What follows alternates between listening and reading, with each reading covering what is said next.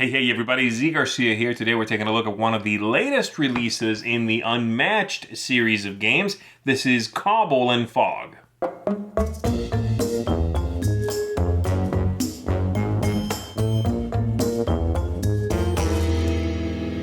Unmatched is a miniatures dueling game in which you're going to be matching strength and matching wits with your opponent or opponents, and you are trying to come out on top, of course. If you are familiar with Unmatched, then you know what this is. This is 4 new characters for the set that you can mix and match with anything else Unmatched that's come out before, which is great if you like mixing all your genres up, right? But this is a set which features, let's call them old-timey characters, right? Turn-of-the-century characters such as the Invisible Man, H.G. Wells. We've got Sherlock Holmes, we've got Dracula, we've got Jekyll and Hyde. So you're going to have 4 characters. You can play a multiplayer match. You can play just 2 players. And you've got a couple of boards in here as well. I'm going to give you a brief overview of how the game works in case this is your first blush with Unmatched. And then I'm going to tell you what the characters do, kind of how they feel. Okay? Let's take a look at it. The game comes with 2 boards upon which to play. You've got this Soho side, or you can play on this Manor side. And this one has one special ability on it, which is these shortcuts. You can go from one shortcut to another one for a single movement point. All right, so those are your 2 options out of the box, and then you've got 4 character options out of the box. Before I get to them and show you what they each more or less do, how they feel, let me give you a general overview of how the game works. Each player is going to select a character. Say, for example, I'll be Sherlock Holmes, and you will be Dracula. You select a starting spot, which are listed on the board here. Some characters have sidekicks. You'll bring them into play as well. I have Dr. Watson here. You put him on the board, and then each player has a deck of cards. So I've got Dr. Watson here. We'll have his deck of cards that I will shuffle up and draw 5 from. You'll do the same thing from your Dracula deck here. So every character has one of these cards here. It lists the characters, it lists how many spaces they move, when they move, starting health. It lists if your characters are melee fighters or ranged fighters, and then a special ability. On the back of this card is also a player aid. So everybody has one of these.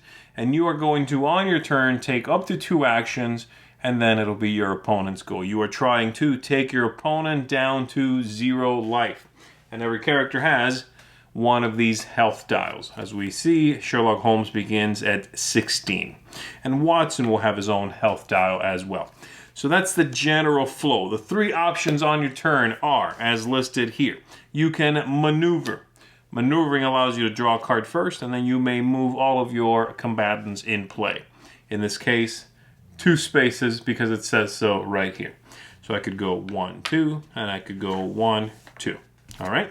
The second option is playing a scheme, in which I'm going to play, if I have one from my hand, a scheme. These do something immediately, and then you discard them. And then the last option is attacking. Attacking, of course, you have to first of all decide on who the attacker is, if you have multiple fighters, and who your target for that attack would be. I'm looking here at both of these fellas. Having Dr. Watson is a ranged fighter. That means he can attack anywhere in his zone. If he is here, we simply match the color, so he could attack from there to any of these spaces. And for Watson, for Holmes, I am a melee fighter there, so he needs to be adjacent to his target. I will place him adjacent to Dracula. And let's say I am attacking. I select a card from my hand, I pick it and keep it face down momentarily. My opponents may select a card with which to defend. And then we will reveal those cards and see what happens, all right? There are going to be different possibilities for actions right on the card. It says perhaps immediately, that's something that happens right away. Then perhaps it says during combat. And then perhaps they say after combat. So in this case, we've got 2 cards here. We've got the game is afoot versus exploit. And both of these have an ability that is an after combat ability. Fine, so we'll resolve combat first. Attack of 5, versus a defense of 4, meaning the attack is successful for a difference of 1 point, and so Dracula would take 1 hit to his dial, and then we do these after combat abilities. If both players have the same timing, then it's defender first. So after combat, draw a card. This player discards this and draws a card. Mine says, after combat, move Holmes up to 3 spaces. Fantastic. I'll go 1, 2, 3 and get away from Dracula. And that's it. Now, once I've taken 2 actions, it'll be Dracula's go back and forth until someone wins. All right? So there you go. That's the flow of the game. Let's go ahead and take a look at the characters that come in the set, and then you'll have a good idea of whether this is something for you.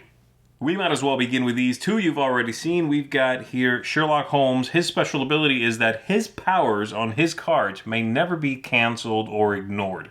That's a great ability. All of the decks in this game, all of them have, at the very least, some feint cards, which allow you to cancel the opponent's ability. Some decks have more of that sort of action, but Holmes will be unaffected by those.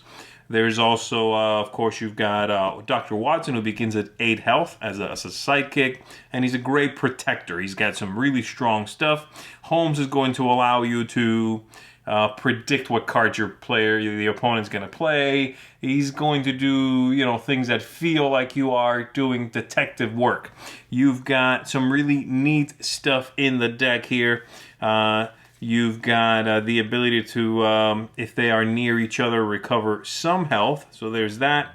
This one here, Elementary, is a defense card, exclusively a defense card, which is play this card face up, predict the printed value on the opponent's attack, and then if you are right, you cancel all the effects and you ignore the attack value.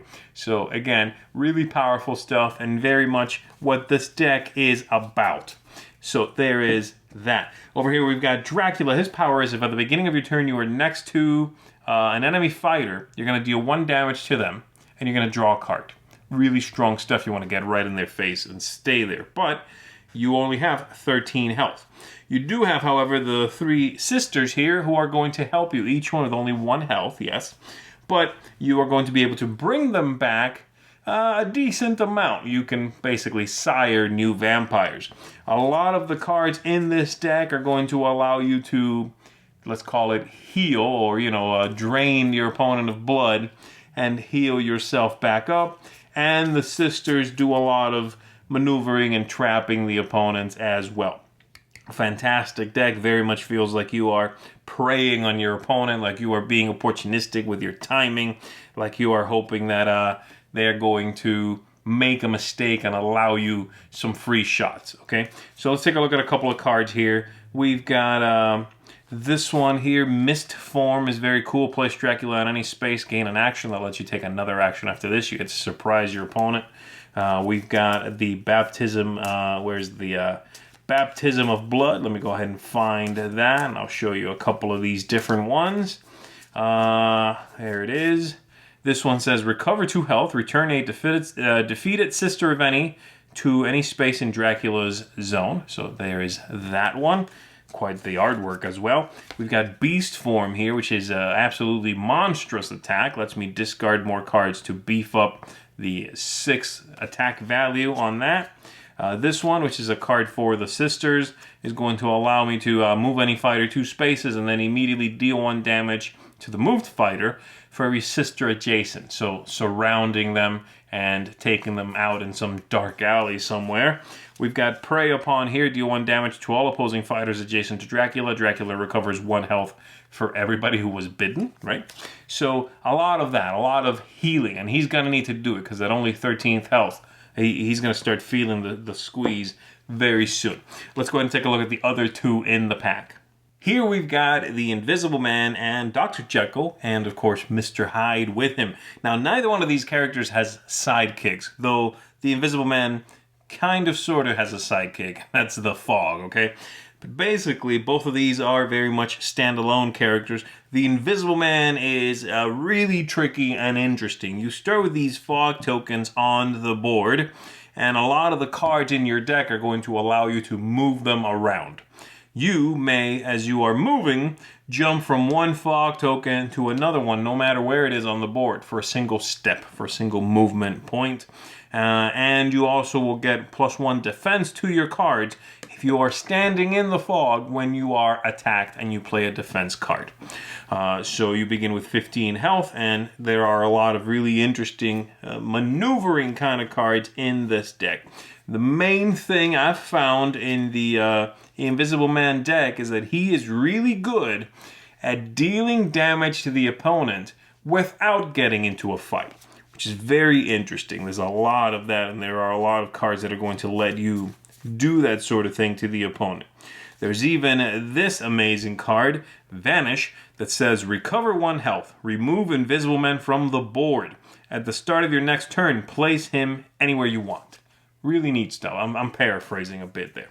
All right, let's see. We've got this one is Step Lightly. Deal 1 damage to an adjacent fighter. If Invisible Man is on a space with a fog token, deal 3 damage instead. Your opponent then moves a fog token up to 2 spaces. So you can do that kind of thing and mess with your opponent without even getting into a fight. This one is another one, Reign of Terror. If Invisible Man is on a space with a fog token, deal 2 damage to any one opposing fighter. Doesn't matter where they are. So really engaging, interesting, unique stuff in this one, and the fog idea, the moving from one to the other one is excellent. I also have to point out how neat this miniature is. I don't know if you can tell, but I'm going to slowly turn him around, and you can see that he is missing from within his coat and underneath his hat. It's obviously a neat little optical illusion that they've created there so that he appears as though he is invisible.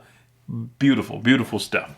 All right, and we've got over here Dr. Jekyll, who is going to have this to remind you whether he is Dr. Jekyll at any given point or Mr. Hyde. You can choose to switch sides at the beginning of your turn, and he is going to have some absolutely monstrous hits in this deck if he is Mr. Hyde.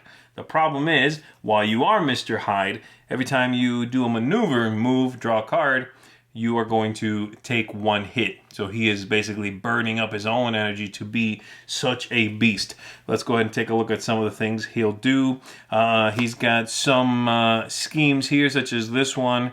You have to be Mr. Hyde to do this. Pure Evil. Place Mr. Hyde in any space in his zone. He deals 2 damage to all adjacent fighters, so there's a little bit of a hit there.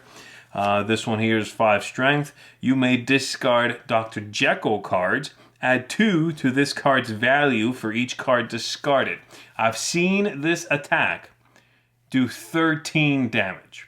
That's insane in this game. So again, that's what I'm talking about, the kinds of things he's going to bring to the table. And then many of the cards will allow you to transform as well. This one, for example, after combat, you get to move and then transform into Mr. Hyde. You are going to manage, you have to manage which one you are at any given point, so that you can strike at the most opportune time, of course. So there you go. This one's very nice. Scientific method for Dr. Jekyll. After combat, draw a number of cards equal to the damage you were dealt. That's going to feed your hand, which is going to, in turn, feed those big attacks you have to discard to, right? So there you go. That's the 4 fighters in the deck, the boards that come in here. Hopefully that gives you an idea of the flavor you'll find within this set of Unmatched. Let's go back up top. Let me tell you what I think of it. That's Cobble and Fog. Let's talk about this. I like Unmatched quite a bit, and I've played all their previous products. I like them all, to slightly varying degrees, but I like them all, okay? But I have to say, I think this here, Cobble and Fog, is the best Unmatched product that's been put out so far. It is amazing. It is a fantastic addition to those that already have a bunch of Unmatched things. It is a fantastic jumping on point for those looking to try the game out. Let me see if I can try to tell you why I think this is such a superb, truly fantastic game. Okay, let's start with the theme, shall we? And we're just going to work our way down the list. The theme is, to me, really captivating. I love the setting, I love the way these characters feel, and I love the way that their decks of cards feed into what they do. No pun intended with the Dracula deck, which is one of my favorites.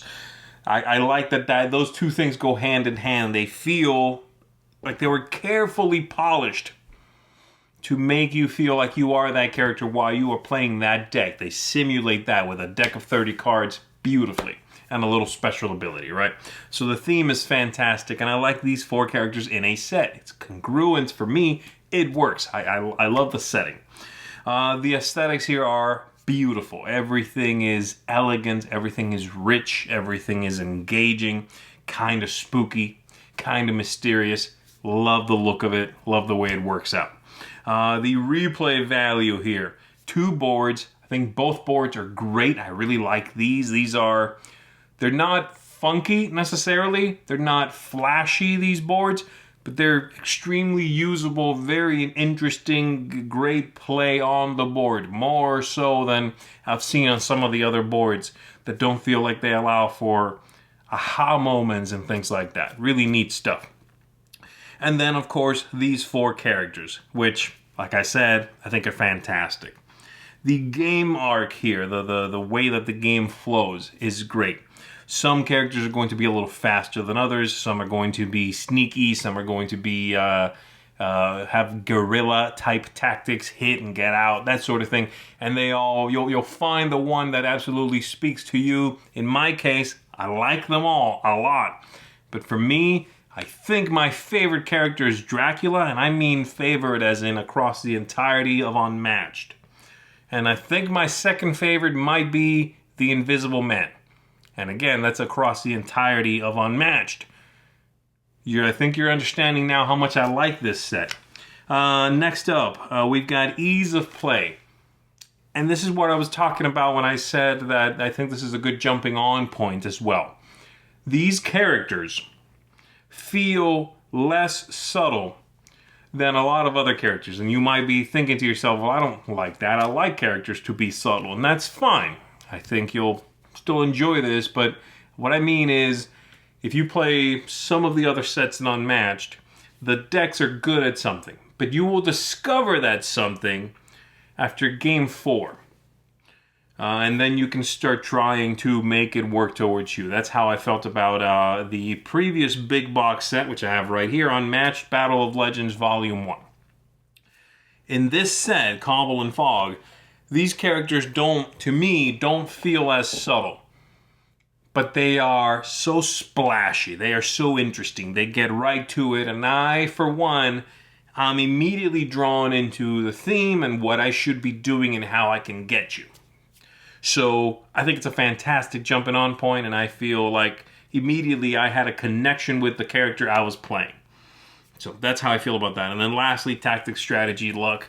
It's a card game. There's some luck, but this game is very tactical, very engaging, and there's lots of tricksy things you can do with it. So there you go. Like I said, I like Unmatched. I like it a lot. This is the best Unmatched product out there. I recommend it to everyone. If you haven't, unless you hate card games or hate, the idea of this game, that's fine. But if you want to try the game and you have not, this is where you want to jump in. This is going to get from me a 10 out of 10, which is, of course, a seal of excellence. It's my favorite Unmatched product. I hope they keep coming out with more. This game continues to get better, which is amazing. So keep an eye out for more in the future. I cannot wait to keep playing. I cannot wait to keep finding out what they're coming out with, because it's unbelievably good. And this is the best one so far. 10 out of 10. That's it for me, everybody. My name is Z Garcia. I'll see you on the next one.